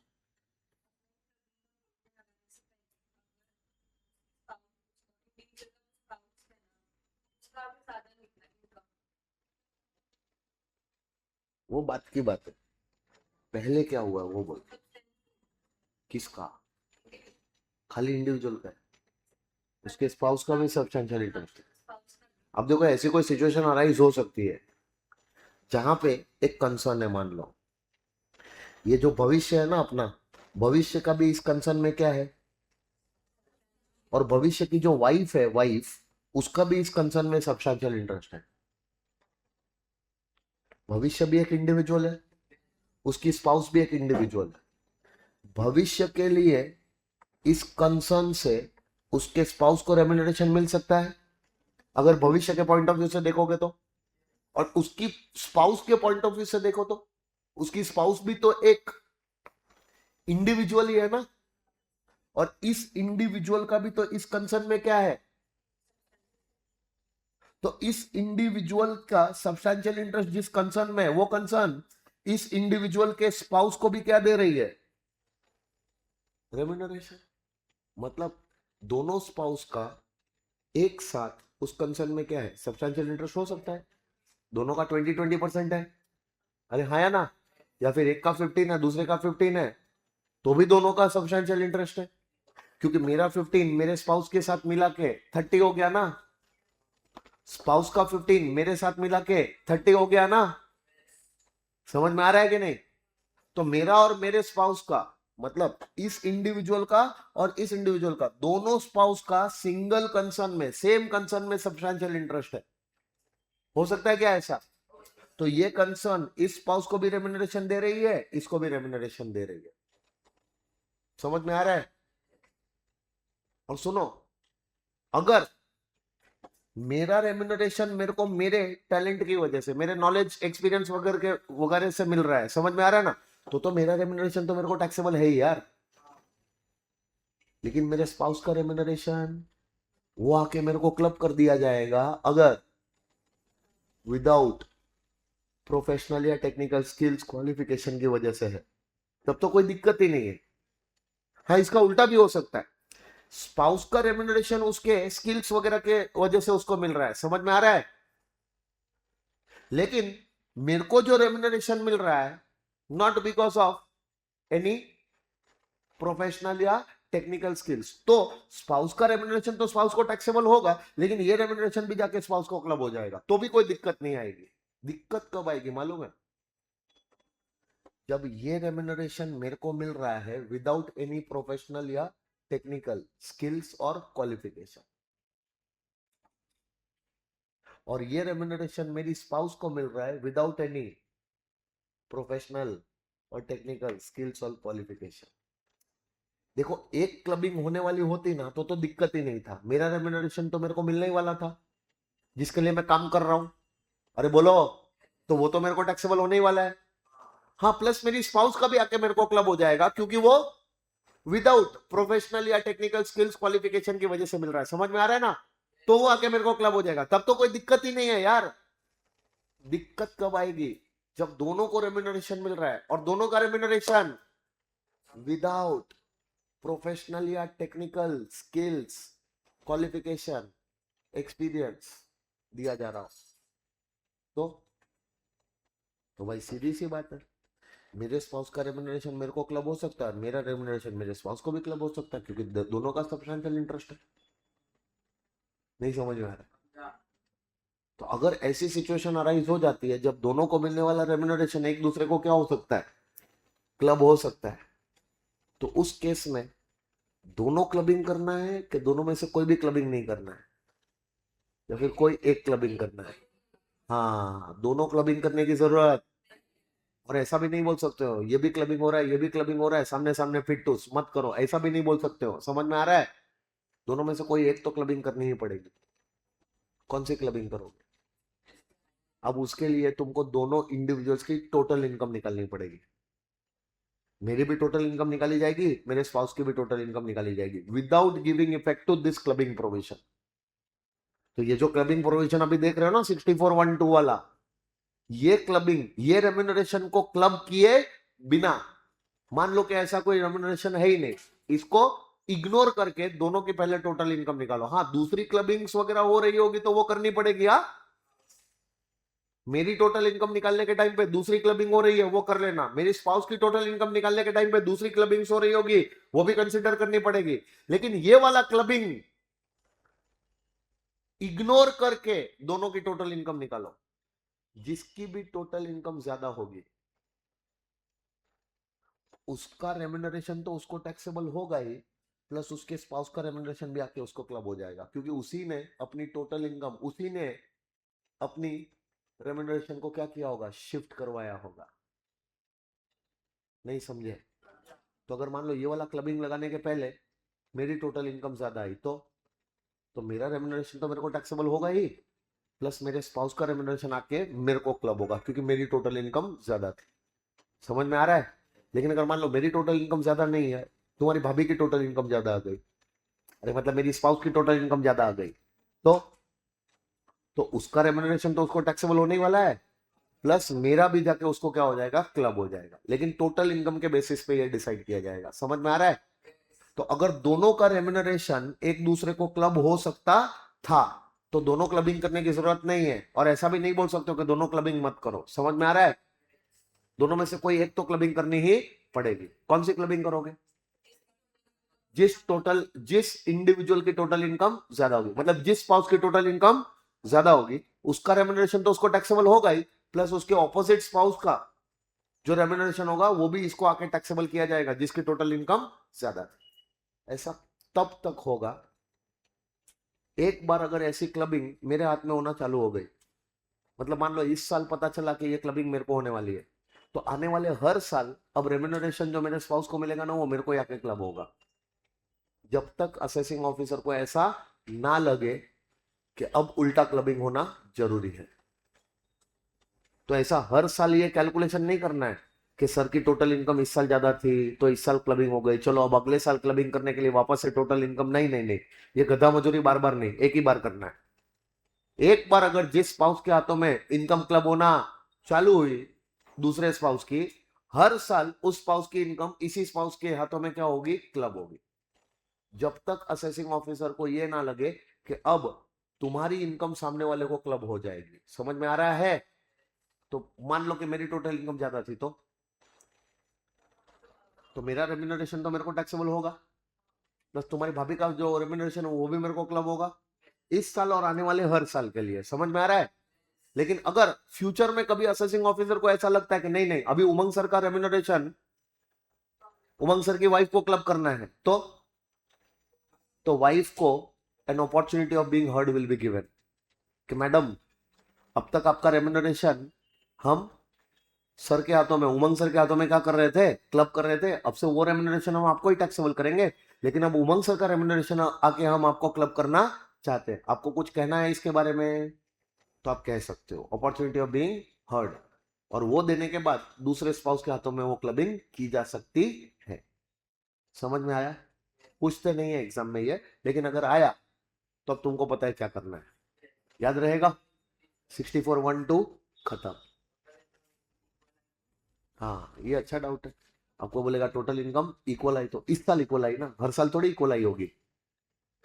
हाँ, तो ये साल अगर टोटल इनकम सेम आ गई, तो इन दैट केस फिर दूसरे वेरिएबल्स को चेक किया जाएगा कि पहले से ही क्या इक्वल इक्वल थी क्या, नहीं, इसी साल फॉर्चुनेटली अनफॉर्चुनेटली क्या हो गई है, इक्वल। पहले से तो देख के आ रहे हैं कि उमंग सर की इनकम ज्यादा थी। समझ में आ रहा है? तो in that case Umang sir को ही क्लब होना चाहिए। अब ये तो इनकम इस साल इसलिए ज्यादा आ गई है क्योंकि इस साल मैडम को कोई अनएक्सपेक्टेड इनकम हो गई है, ऐसी इनकम मैडम को थोड़ी बार बार होने वाली है। समझ में आ रहा है? तो मैडम की इनकम कमी होने वाली है आने वाले साल ईयर्स में, इसी साल ज्यादा हो गई है और सर की इनकम के बराबर हो गई है। ऐसा पहले तो नहीं होता था और आगे भी होने के चांसेस नहीं है। समझे? इन दैट केस वो चीजों को कंसिडर किया जाएगा। आगे बढ़े? पक्का? चलो, अब आते हैं क्लॉज 4 पे। अगर तुमने क्लॉज 4 अच्छे से समझ लिया, ट्रस्ट मी ऑन दिस, आने वाले 3 क्लॉज ऐसा मस्के के जैसे जाएंगे, लेकिन उसके लिए क्लॉज 4 अच्छे से समझना है। बराबर है? और ये इंपॉर्टेंट क्लॉज है, इससे रिलेटेड क्वेश्चन बहुत बार पूछे जाते हैं एग्जाम में। डायरेक्ट क्वेश्चन नहीं आते हैं, लेकिन देखो क्लबिंग वाला चैप्टर है ना, बहुत रेयरली इसके डायरेक्ट क्वेश्चन आते हैं, बहुत रेयरली डायरेक्ट क्वेश्चन आएंगे। अगर इसके क्वेश्चन जो बड़ा बड़ा क्वेश्चन बनता है ना, बड़े बड़े क्वेश्चन में क्लबिंग के ये जो भी पार्ट पढ़ रहे हो ना, ये छोटे छोटे एडजस्टमेंट्स बोल के आते हैं, या फिर कहीं पे एमसीक्यू एमसीक्यू बोल के आ जाएंगे। समझ में आ रहा है? तो ये चैप्टर देखो, देखा जाए तो ये चैप्टर उसका वेटेज इतना सारा नहीं है एग्जाम में, लेकिन हो सकता है कि ये दूसरे क्वेश्चन का तुम्हारा जो पूरा मार्क्स मिल रहा था वो डिस्टर्ब कर दे, अगर तुमने ये प्रोविजन अच्छे से नहीं किए होंगे तो। और इस बार क्लबिंग वाले चैप्टर का दो अच्छा अच्छा ट्रांजैक्शन जनवरी के पेपर में भी पूछा था। सिलेबस खत्म होते ही है ना, जनवरी का पेपर उठा लेना हाथ में, तुमको पता चल जाएगा कि पेपर कैसा सेट करते हैं वो लोग। समझे? तो ये जो अब क्लास 4 आ रहा है ना, क्लास 4 बहुत इजी है। सिंपल बोलता है कि अगर तुम एक इंडिविजुअल हो, कौन हो, और तुमने तुम्हारा कोई भी असेट तुम्हारे स्पाउस को ट्रांसफर किया है other than house property, other than, क्यों हाउस प्रॉपर्टी क्यों नहीं? क्योंकि भाई अगर तुमने हाउस प्रॉपर्टी ट्रांसफर कर दिया है विदाउट एडिक्वेट कंसिडरेशन और without an agreement to live apart, तो उस हाउस प्रॉपर्टी के लिए तो ऑलरेडी तुमको डीम्ड ओनर बना दिया गया है, और डीम्ड ओनर बना के उस प्रॉपर्टी की इनकम ऑलरेडी हम तुमको टैक्सेबल तो कर ही रहे हैं। अब उस हाउस प्रॉपर्टी को भी यहाँ पे एक्सक्लूड ना किया जाए तो अननेसेसरीली हाउस प्रॉपर्टी की इनकम जो तुमको डीम्ड ओनर बन के ऑलरेडी टैक्सेबल हो रही है, वो अननेसेसरीली दूसरी बार तुमको क्लब भी कर दी जाएगी, यानी कि एक ही इनकम दो दो बार टैक्सेबल हो जाएगी। ऐसा ना हो, इसलिए हाउस प्रॉपर्टी के अलावा दूसरी कोई भी इनकम तुम, दूसरा कोई भी असेट तुम तुम्हारे स्पाउस को ट्रांसफर करो, लेकिन ट्रांसफर कर रहे हो without adequate consideration and without an agreement to live apart, साथ में ही रह रहे हो और ना तुमने कोई कंसिडरेशन लिया, तो इतना प्यार अचानक से स्पाउस पे कैसे आ गया कि तुमने तुम्हारा असेट ही स्पाउस को दे दिया? पूछा जाएगा ना, स्पाउस को पूछा जाएगा, मैडम आपको ये असेट पहले तो आपके पास था नहीं, कहाँ से आया असेट? वो मेरे एजीओजी ने मेरे को वो असेट दिया है। ओ, एजीओजी ने वो असेट दिया? एजीओजी इधर आइए, आपने ये असेट आपके स्पाउस को क्यों दिया? बस ऐसे ही देने की इच्छा हो गई। इतना प्यार क्यों आ गया? हम बताते हैं क्यों आया। इस असेट से जो इनकम आ रही थी ना, वो तेरे नाम पे आ रही थी, तेरी टोटल इनकम में जा रही थी, जिसपे तेरे को 30% टैक्स देना पड़ रहा था। इनकम तेरे को तेरे घर पे ही आए, तेरे पास ही वो इनकम रहे, तेरे पास ही वो असेट रहे, इसलिए वो असेट तूने तेरे स्पाउस को ट्रांसफर कर दिया, क्योंकि there is no agreement to live apart, meaning that तुम लोग दोनों तो साथ में ही रह रहे हो, और ना तुमने कोई कंसिडरेशन लिया है। इसका मतलब असेट आज भी तेरे घर पे ही है, असेट से होने वाली इनकम भी आज भी तेरे घर पे ही आ रही है, पहले आती थी तेरे नाम पे, अब आ रही है तेरी स्पाउस के नाम पे, और इस इनकम पे तेरे को टैक्स ना देना पड़े 30%, इसलिए इनकम तेरे स्पाउस के नाम पे शिफ्ट हो जाए, इसलिए तूने ये असेट तेरे स्पाउस को ट्रांसफर किया है। तो क्या समझा है? सरकार ने चूड़िया पहनी है, उनको पता नहीं चल रहा है कि तू ये ट्रांसफर क्यों कर रहा है? गप्पा। इस असेट से जितनी भी इनकम स्पाउस कमाएगी या कमाएगा, एज द केस में भी, स्पाउस ने जितनी भी इनकम इस असेट से कमाई होगी, वो सारी इनकम लाके हम तेरे को क्लब कर देंगे, बात खत्म। बराबर है ना? पक्का? लेकिन असेट हाउस प्रॉपर्टी नहीं होना चाहिए, हाउस प्रॉपर्टी के अलावा कोई भी असेट होना चाहिए। समझ में आ रहा है? तो सुनो, हाउस प्रॉपर्टी नहीं, हाउस प्रॉपर्टी के अलावा कोई भी असेट मैं मेरे स्पाउस को ट्रांसफर करूं, तो उस असेट से मेरी स्पाउस को जितनी भी इनकम हुई, क्या कि मेरे को क्लब होगी? गलत जवाब। तभी क्लब होगी जब असेट ट्रांसफर हुआ without consideration and without an agreement to live apart. बराबर है ना? अब रुको, असेट किसको ट्रांसफर करूं? कि होने वाले स्पाउस को। इनकम किसको होनी चाहिए? कि जो स्पाउस थी उसको। पता चल रहा है मैं क्या बोलने की कोशिश कर रहा हूं? जब असेट ट्रांसफर किया उस दिन हस्बैंड एंड वाइफ का रिलेशनशिप होना चाहिए, और जब इस असेट से इनकम जनरेट हो रही है, अराइज हो रही है, समझ में आ रहा है, अक्रू हो रही है, तब भी हस्बैंड एंड वाइफ का रिलेशनशिप होना चाहिए, तो ही उस असेट से होने वाली इनकम क्लॉज 4 में लाके क्या की जाएगी? क्लब की जाएगी।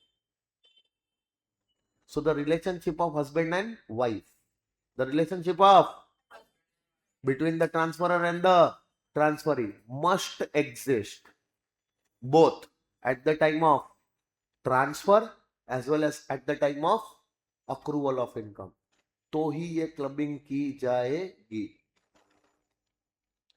सुप्रीम कोर्ट का जजमेंट है, Philip John Plasket Thomas, case का नाम है, 4 आदमी नहीं है, एक ही है, नाम ऐसा है। नाम क्या है? Philip John Plasket Thomas. इस केस में सुप्रीम कोर्ट का जजमेंट था कि अगर क्लॉज 4 के ये क्लबिंग प्रोविजन लगाने हैं तो ये क्लबिंग प्रोविजन तभी अट्रैक्ट हो सकते हैं जब ट्रांसफर होने के टाइम पे एज वेल एज उस ट्रांसफर्ड असेट से जो इनकम अक्रू हो रही है, उस अक्रूवल के टाइम पे इनकम जब जनरेट हो रही है उस टाइम पे भी हस्बैंड एंड वाइफ का रिलेशनशिप हो, तो ही ये क्लबिंग के प्रोविजन अट्रैक्ट होंगे। अब मान लो कि मैंने असेट ट्रांसफर किया, बराबर है ना, शादी के पहले मेरे फियांसे को, और नसीब अच्छा था उसी के साथ शादी भी हो गई। अब वो मेरी वाइफ बन गई है। अब मेरी वाइफ को उस असेट से इनकम आ रही है जो मैंने उसको ट्रांसफर किया था, जब वो मेरी वाइफ थी तब, कि जब वो मेरी फियांसे थी। इस इनकम की क्लबिंग होगी, क्योंकि relationship of husband and wife does not exist, even though it exists at the time of accrual of income, but it does not exist at the time of transfer of asset। Clubbing नहीं होगी। नहीं समझ में आ रहा है? लेकिन सुनो सुनो, मैंने तुम्हारी भाभी को ही असेट ट्रांसफर किया, मेरी वाइफ को ही असेट ट्रांसफर किया, हस्बैंड एंड वाइफ का रिलेशनशिप है जब भी ट्रांसफर किया, लेकिन अभी हम लोग का बहुत झगड़ा होता है, एक दूसरे का मुंह भी देखना पसंद नहीं है, हम लोग दोनों ने एक दूसरे को तलाक तलाक तलाक बोल दिया है। अब हमारा डिवोर्स हो गया। अब डिवोर्स होने के बाद तुम्हारी भाभी इतनी अच्छी नहीं है कि वो असेट मेरे को दे दे, डिवोर्स होने के बाद भी वो असेट उसी के पास है। नहीं समझे?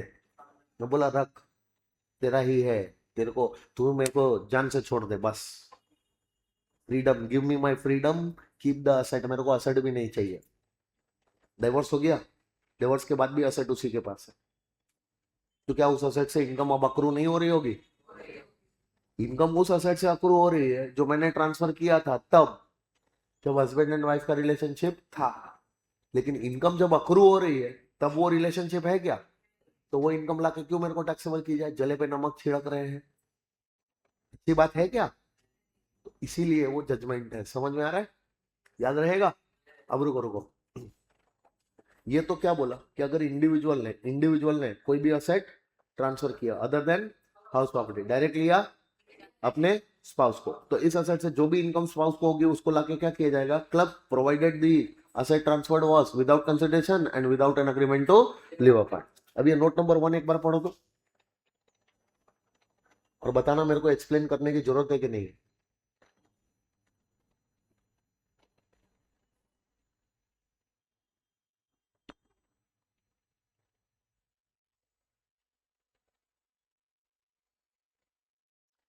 इसीलिए तो यहाँ पे इसको एक्सक्लूड किया जा रहा है। हाउस प्रॉपर्टी को क्यों एक्सक्लूड किया जा रहा है उसका रीजन दे दिया, जो मैंने तुमको ऑलरेडी एक्सप्लेन किया है, वही नोट नंबर 1 में लिखा हुआ है। समझ में आ रहा है? नोट नंबर 3 पढ़ो।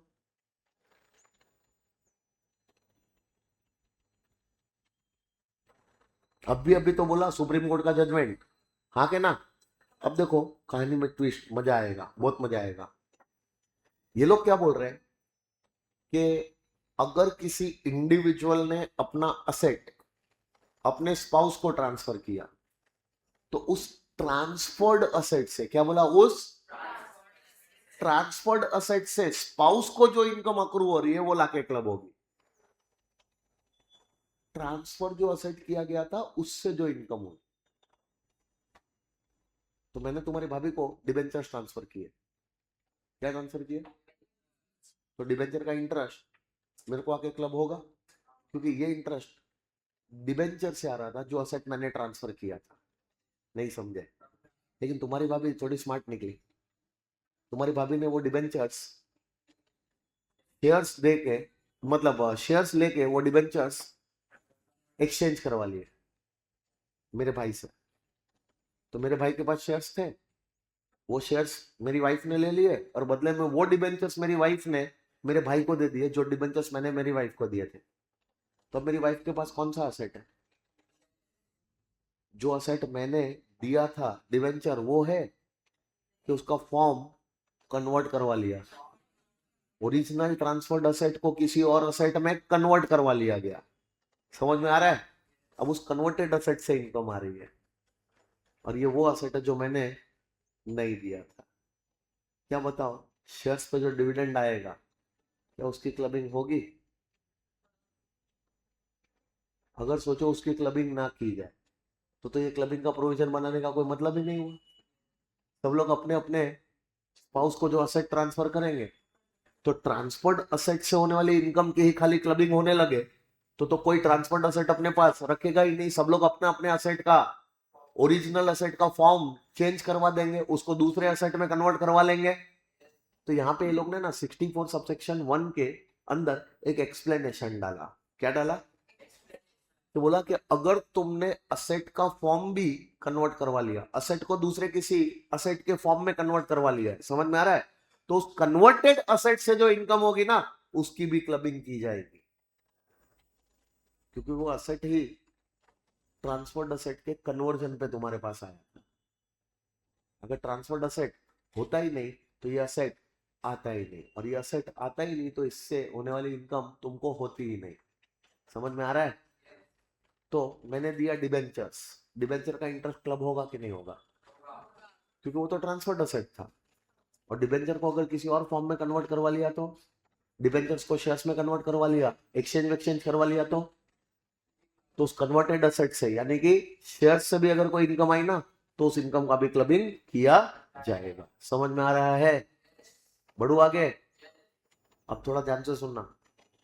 मैंने मेरी वाइफ को कैश दिया। कौन सा असेट दिया? गिफ्ट कर दिया। और उस कैश से मेरी वाइफ ने हाउस प्रॉपर्टी खरीद लिया। खरीद सकती है क्या? हाउस प्रॉपर्टी से इनकम आएगी, क्या वो मेरे को क्लब होगी?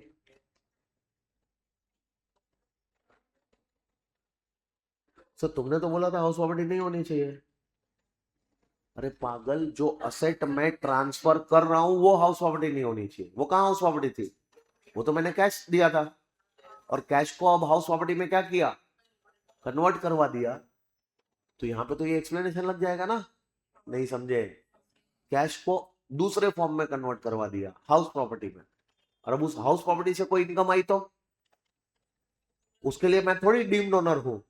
वो तो जाके मेरे को क्लबिंग ही करना पड़ेगा, क्योंकि डीम्ड ओनर तो मैं तब बनता जब मैं मेरी हाउस प्रॉपर्टी मेरे स्पाउस को ट्रांसफर करता। क्या मैंने मेरी हाउस प्रॉपर्टी मेरे स्पाउस को ट्रांसफर की?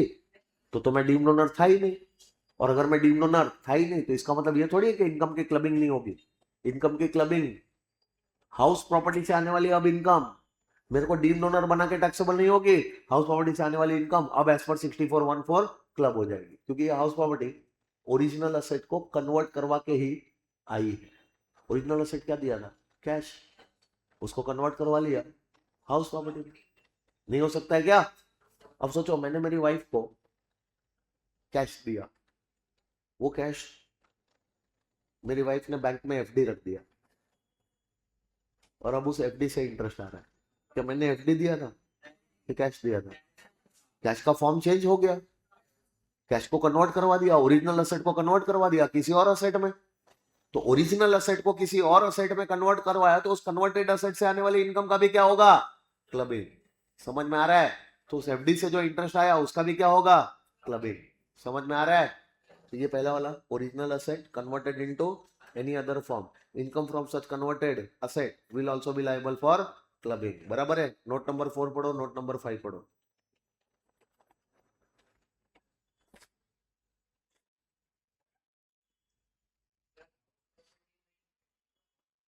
हाँ, मेरे जो इनकम जिस तरीके की है, अब मान लो इंटरेस्ट आ रहा था, तो वो मेरे लिए आईएफओएस में क्लब होके टैक्सेबल हो जाएगा।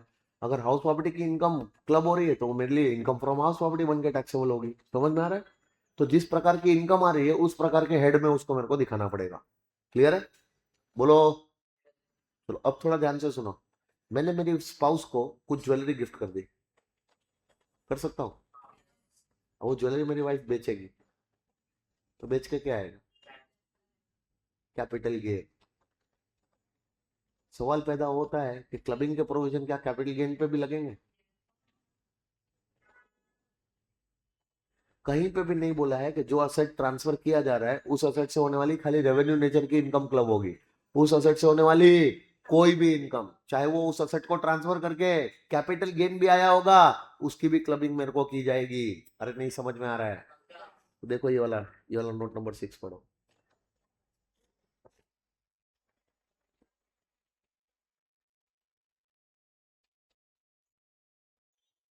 डना डन डन पक्का। अब सुनो, एक मस्त केस तुमसे डिस्कस कर रहा हूं। एक असेसी है, मानो अपना आलोक है। आलोक ने अपना असेट अपनी वाइफ को ट्रांसफर किया विदाउट एडिक्वेट पैसा नहीं लिया, बिना पैसा लिए अपना असेट अपनी वाइफ को ट्रांसफर कर दिया और दोनों के बीच कोई अग्रीमेंट नहीं हुआ है टू लिव अपार्ट, दोनों साथ में ही रह रहे हैं। तो इस असेट से जो भी इनकम आएगी, तुम्हें नहीं लगता आलोक को क्लब होनी चाहिए? तो आलोक का असेसिंग ऑफिसर आलोक को क्या बोलता है कि आलोक देख भाई, तूने तेरा असेट तेरे स्पाउस को ट्रांसफर किया है अदर देन हाउस प्रॉपर्टी, दूसरा कोई असेट था वो तूने तेरे स्पाउस को क्या किया है, ट्रांसफर किया है, और वो भी विदाउट विदाउट पैसा लिए तूने ट्रांसफर किया है और without an agreement to live apart तूने ट्रांसफर किया है। तो उस असेट से तेरी वाइफ को जो इनकम आ रही है वो हम तेरे को आके क्या कर रहे हैं, क्लब कर रहे हैं। बराबर है ना? होना चाहिए कि नहीं होना चाहिए? होना चाहिए। लेकिन आलोक उसको क्या बोलता है पता है, असेसिंग ऑफिसर को, कि ए तू ये क्लबिंग नहीं कर सकता मेरे को। तो एओ बोलता है क्यों नहीं करूं,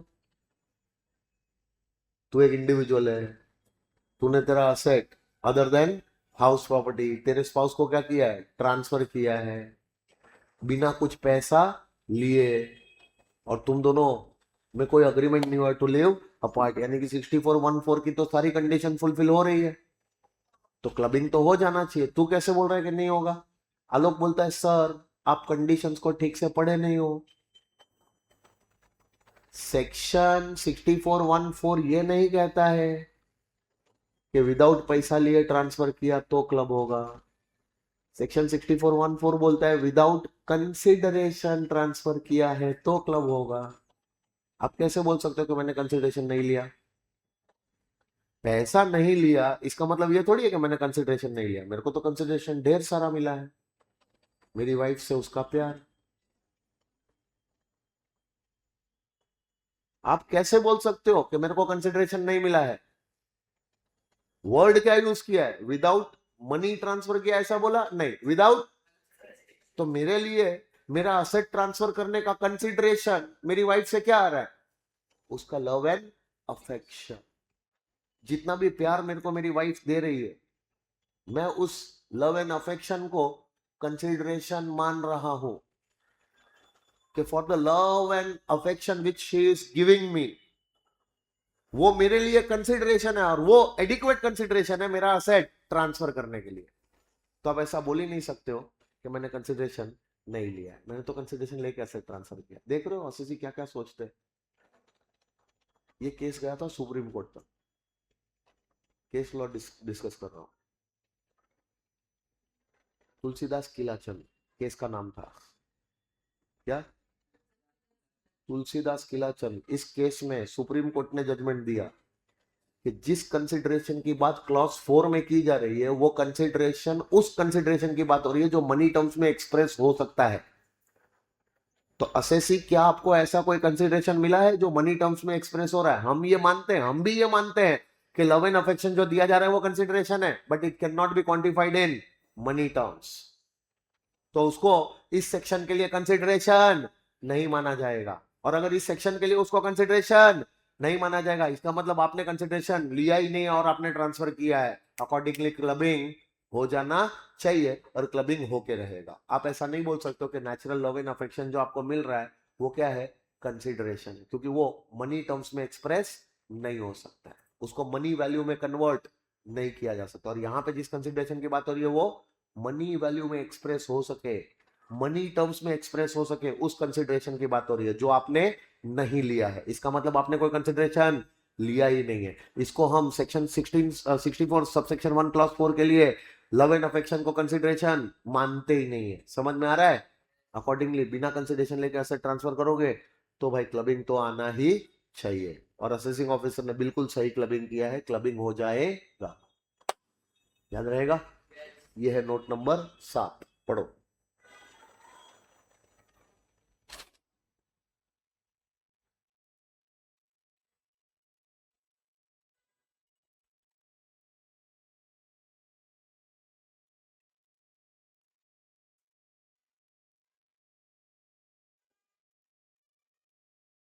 डन डन डन डन। चलो अब उसके बाद बहुत बार क्या होता है, एक हस्बैंड जो होता है अपनी वाइफ को पिन मनी देता है। पिन मनी सुना है कभी? पिन मनी, पिन मनी नहीं सुना है? पहली बार सुना? हाँ, डेली का अलाउंस नहीं, मतलब जो वाइफ के भी कुछ पर्सनल खर्चे होते हैं ना। अभी देखो यूजुअली क्या होता है आज की डेट में, वो फेमिनिज्म और ये सब बढ़ गया है, लड़कियां काम पे निकलने लग गई है, मतलब इक्वालिटी का डंका बजता है, ये सब अब आज की डेट में ये सब सीन चालू हो गया है। लेकिन पहले के जमाने में क्या होता था, लड़कियां इतनी फॉरवर्ड नहीं थी। Usually they did not go to office, jobs वगैरह नहीं करती थी, पैसे नहीं कमाती थी। तो शादी के बाद लड़कियां यूजुअली अपने सारे खर्चे के लिए अपने हस्बैंड पे ही डिपेंड होती थी। कि अगर किसी को अपना क्या बोलते हैं ब्यूटी पार्लर जाना है, अपने कोई ड्रेस वगैरह खरीदना है, अपना कोई पर्सनल एक्सपेंसेस वगैरह करना है वाइफ को, तो वो पैसा उस वाइफ को कौन देता था? उसके हस्बैंड ही दे देता था। तो हस्बैंड से जो पैसा मिलता है to meet personal expenses of the wife, वो वाइफ के लिए उसको क्या बोलते हैं? पिन मनी बोलते हैं। क्या बोलते हैं? है ना? अब यूजुअली क्या होता है कि ये जो लेडीज लोग हैं ना, भगवान ने इनको एक बहुत ही बड़ी ताकत दी हुई है। इनके हाथ से जल्दी पैसे खर्च नहीं होते हैं। होते भी हैं तो ये अच्छी खासी सेविंग्स भी कर लेती है। समझ में आ रहा है? तुम देखना तुम्हारी मम्मियाँ, अपने घर पे जो मम्मी लोग हैं ना, मम्मी लोग एकदम गजब सेविंग्स में एकदम उस्ताद। मेरे डैडी क्या करने का, अब my mom was house wife, she is house wife right now also. तो जब भी डैडी पैसा कमाते थे तो मम्मी को वो ड्रेस वेस खरीदने के लिए, साड़ी वाड़ी के लिए महीने का कुछ अमाउंट दे देते थे। महीने 2 महीने में कुछ पैसा दे दिया, ले इससे तेरी साड़ी खरीद लेना, ले इससे तेरा ड्रेस खरीद लेना, ब्यूटी पार्लर वगैरह जाना है तो इससे पैसा खर्चा करना। घर खर्चे के तो पैसे मिलते ही थे, प्लस तेरे पर्सनल खर्चे के लिए भी ये पैसे तेरे को दे रहा हूं। पहले पापा दिया करते थे। तो मेरी मम्मी क्या करती थी, वो पैसा कभी भी खर्च नहीं करती थी, क्योंकि मम्मियों की आदत रहती है कि वो पैसा बुरे समय में काम आ सकता है। तो वो पैसा अभी खर्चा कर दूं, उड़ा दूं, उससे अच्छा वो पैसा कहीं बचा के रखूं। तो मम्मी 100 200 500 रुपया जो पापा जब भी दे देते थे, उसको कभी वो शक्कर के डब्बे में, कभी वो बेड के नीचे, कभी वो कपड़े वपड़े रहते अलमारी में उसके नीचे, ऐसे छुपा छुपा के रखती थी। जहां पे तुम हाथ डालो ना मेरे घर पे, वहां से तुमको 100 200 रुपए के नोट मिले। तुम्हारे घर पे भी शायद ऐसा ही होगा। देखना, अभी आज की डेट में तो कैश वैश का इतना ट्रांजेक्शन नहीं होता है, सब कुछ पापा से गूगल पे पे मिल जाता है और ये सब होता है। लेकिन वो क्या है ना कि जो भी पैसा घर खर्ची के लिए या फिर पर्सनल एक्सपेंसेस को मीट करने के लिए पापा की तरफ से दिया जाता था, उसको पिन मनी बुलाया जाता था। क्या बुलाया जाता है? और यूजुअली वाइफ्स क्या करती है, वो पिन मनी सारा स्पेंड नहीं करती है, बचाती है। तो ऐसे बचा बचा के मेरी मम्मी क्या करती थी, वो पैसा एफडी वेफडी में डाल देती थी। कुछ बचा के अच्छा खासा 10 20 हजार रुपया अमाउंट जमा हो गया तो मम्मी उसको एफडी वेफडी में डाल दिया, या फिर उससे कोई असेट वसेट खरीद लिया। समझ में आ रहा है कि नहीं? तो जो भी नया असेट खरीदा जा रहा है, जो भी नया असेट खरीदा जा रहा है, वो उसी पैसे से खरीदा जा रहा है ना जो पापा ने दिया है। लेकिन पापा ने वो गिफ्ट बोल के नहीं दिया है, पिन मनी बोल के दिया है। क्या बोल के दिया है? तो पिन मनी की सेविंग्स में से अगर कोई असेट खरीदा गया है और उस असेट से अगर कोई इनकम आई है वाइफ को, तो उस इनकम की कोई क्लबिंग नहीं होगी। ऐसा हाई कोर्ट का जजमेंट है। लेकिन तुमको ये बात प्रूव करनी पड़ेगी कि वो पिन मनी से आया है। समझ में आ रहा है? हेलो? बस आज के लिए इतना काफी है, कल मिलते हैं। बराबर है ना? कल मिलते हैं। ऑलरेडी 12 बज गया रे, पता भी नहीं चला। अरे 12 होने को आ गया, तुम लोग मेरे को बोलते भी नहीं हो। इस वक्त टाइम तो हो गया, क्यों पढ़ा रहे हो इतना? मैं अब भी जस्ट देखा कि 12 बज के 23 मिनट्स हो गया, मैं बोला ऑलरेडी आगे चला गया अपना तो टाइम, क्यों मेरे को बोला नहीं?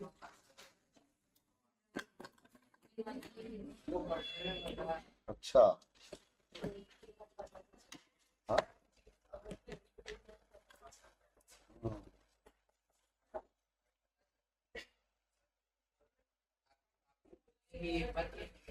बोलने की हिम्मत नहीं थी ऐसा, मतलब बहुत बार ऐसा होता है ना कि मेरे लेक्चर में वो ब्रेक के लिए पहले ही मैं गुस्सा कर देता हूँ ना, तो बच्चे फिर बोलते ही नहीं है। ऐसा कभी हो तो बोल दिया करो यार।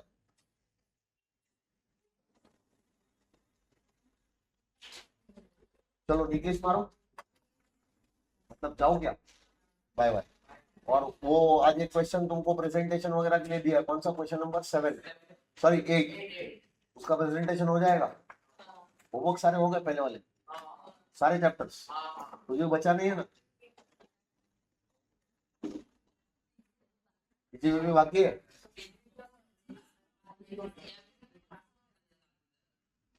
तो वो होमवर्क का सेक्शन का क्वेश्चन ठीक है, लेकिन उसका जितना भी क्वेश्चन बचा है वो सॉल्व कर लिया है, तो वो जल्दी से कर लो, मतलब जैसे ही वो खत्म हो चैप्टर तो वो जल्दी से खत्म करो, और आज से कैपिटल गेन चालू करो।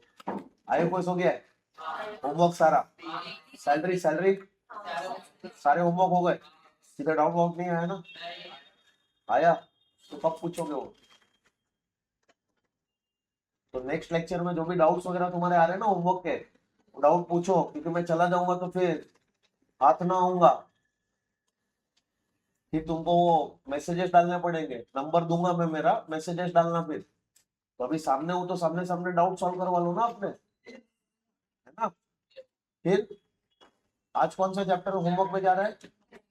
कैपिटल गेन, आज का दिन कैपिटल गेन का पूरा उठा के एक एक क्वेश्चन। हाँ 7 बजे तक है, तो कल का एक दिन एक्स्ट्रा ले लो, ठीक है? आज का दिन और कल का दिन कैपिटल गेन खत्म कर दोगे, फिर तुम्हारा वो सेट ऑफ कैरी फॉरवर्ड खत्म हुआ है, तुरंत उसको उठाना और उसके सारे होमवर्क के क्वेश्चन उठा दो, और कल हम लोग का क्लबिंग खत्म हो जाएगा, क्लबिंग में अब दम नहीं रहा है, क्लबिंग खत्म हो जाएगा कल, और कल हम लोग डिडक्शंस चालू कर देंगे, और जैसे ही डिडक्शंस वाला टॉपिक खत्म होगा तो फिर सीधा डिडक्शन वाले होमवर्क उठा लो, करोगे ना ऐसे? तो आज कैपिटल गेन और कल भी, तो 2 दिन का टाइम दे रहा हूँ, प्लीज कैपिटल गेन खत्म करना, मिलते हैं, बाय।